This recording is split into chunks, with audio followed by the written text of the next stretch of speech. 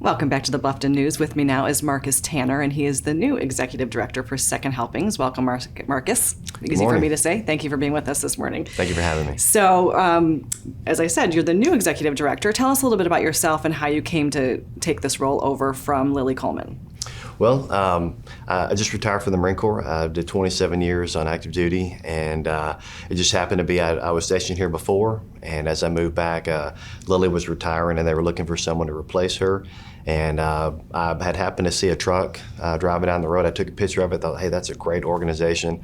Lo and behold, less than a few weeks later, this position popped up on Indeed, and I knew that I just had to be a part of this great organization. So I applied, and here I am. Meant to be. Yes, absolutely meant to be. Well, yes, thank ma'am. you for your service, first of Thank all. And so tell us a little bit about your impression so far of the job. How are things going? Oh, it's a dream job. Never did I imagine that I could depart the military and walk right into what I consider my calling, serving people. This organization, they go out of their way as volunteers. We only have 4 paid positions at Second Helpings, over 300 volunteers that actually go out, rescue food from all of our organizations, and then actually take that food, deliver it to our agencies, who then in turn on the front lines provide all of this food to those that are in need. It's an exceptional organization, and I could not be more proud to be a part of it, and it's really something special. It certainly is a wonderful organization and has gotten a lot of accolades over the years, well-deserved, I might add, for doing everything that you do in the community. And I know you mentioned that you only have 4 paid positions, so you rely heavily on volunteers. Yes, ma'am. How can people get involved if they would like to be a volunteer, or if they don't want to volunteer but they really do want to support what you do? Tell us how we can be more involved.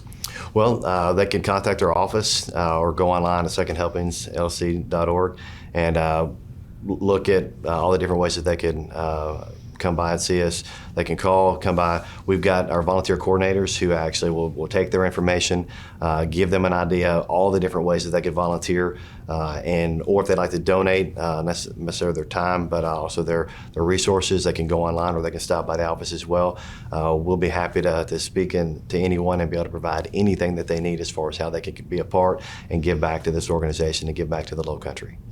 Well, and as we just went through Thanksgiving and of course are headed into the rest of the holiday season, a lot of people are going to need some extra help. So if they are a person that is in need of help, how do they get to you to get the help that they need?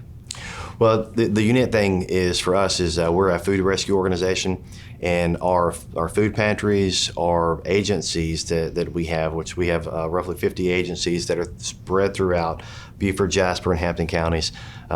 These are the agencies that they would go to, because Second Helpings, we basically go out and we get the food, we rescue it, and then we deliver it to these agencies, who then in turn provide it to those individuals. But I've had a number of people call that need resources, and my team there at Second Helpings, we're more than happy to actually reach out someone in that local community and agency to be able to provide them with those resources to get the much needed help that they need. And if somebody is hearing about this and they didn't really know what you did, but they are maybe an organization that would have food that you could rescue, how did they get in touch with you to kind of hook up that way? Just call the office, or again, go online to our website. There are many resources that are available to them, but I would love to speak to someone who has food that they could donate or that we could rescue, because every resource that we can get is resources that we can put in the hands of those in need, and there is a huge need in this local community for those resources. Well, there certainly is, and thank you for everything that you do in the community. Again, thank you for your service, and welcome to the team at Second Helpings. We're so happy that you're here. Glad to be here. We'll take another look at the grand opening of the Culinary Institute of the South after a quick break. Stay with us.